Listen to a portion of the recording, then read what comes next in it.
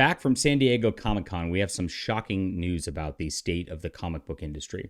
We've been talking about how this is a dying industry in American comics for a long time now, but sales are actually showing even worse than we expected, and I'm going to get to that in just a moment.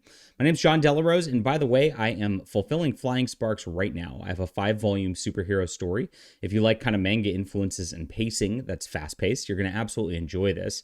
We've got a huge storyline right here, and of course, customers are saying it's the best superhero story that they've read in years. I'm going to put this link in the description below. Again, this is last minute stuff. You guys can get in on this as it's fulfilling, and I hope you'll enjoy it. If you like stuff like Eric July's Isom, you're absolutely going to love Flying Sparks. Thank you guys for being there. Okay. Here it is. Here's the news of the day. Deb Aoki, who is a sort of mainstream comic reporter here, was moderating some panels at Comic-Con. Of course, always reports on Comic-Con. And here's the shocker. It's important to remember that manga was made for Japanese readers. At Dark Horse Comic, manga is, quote, 1% of our output. So they only publish 1% of Japanese manga. Mostly they do American comics and art books. But it represents 66% of our sales. Holy crap. I mean, 1% of your books representing 66% of your sales, that means as a company, you should be publishing more than 1% of that, obviously. And it also shows that your other product is not really doing as well as you would have hoped it does. Now, Dark Horse does have some good properties attached to it. They have Mike Allred's Madman and, of course, Mike Mignola's Hellboy stuff. But a lot of their other stuff really does not move the needle whatsoever. And it's because of the woke content that's being pushed into American comics all day long. I was really interested in some of Dark Horse's stuff, and I picked up a random book just a couple years ago.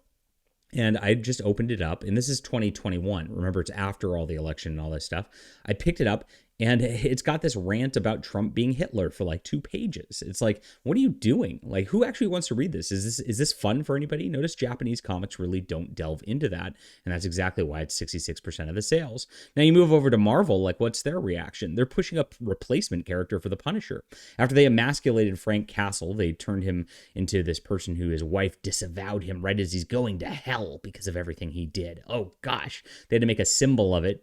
We have this character now who's a brand new Joe Garrison, who sounds like a fan fiction name character, is replacing him as a character here. And apparently the rumor of this story is that he's going to go after people who are, quote, misusing the Punisher symbol for their own ill gain. So he's going to go after alt-right Nazis, right? This is what the Punisher is going to, quote, punish at this point. It's unbelievable what Marvel's doing on this point. And of course, their big flagship character, Ms. Marvel, is getting a reboot where they're trying to actually bring in the Hollywood actress who plays her to co-write this. And you know what co-write means at the end of the day. They're just slapping her name on it. But Marvel's just about gimmicks. They're just about replacement characters. They're not actually honoring their own brands. And it's no wonder that American comic book readers are turning away at this juncture. Everything over the last 10 years has been a complete disaster. They've moved everything into a woke diversity fest where they're just trying to just show how diverse they are every single issue.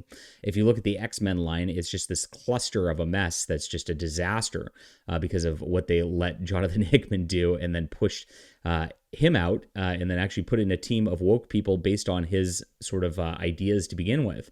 So everything at Marvel and DC is just completely failing across the board. And of course, companies are realizing, gosh, manga reprints, and these are just reprints of other people's comics, are doing way better than anything else across the board. Okay, leave a comment down below with what you think about this. Interesting news from Comic-Con. Hit that like and subscribe button. We'll be back soon.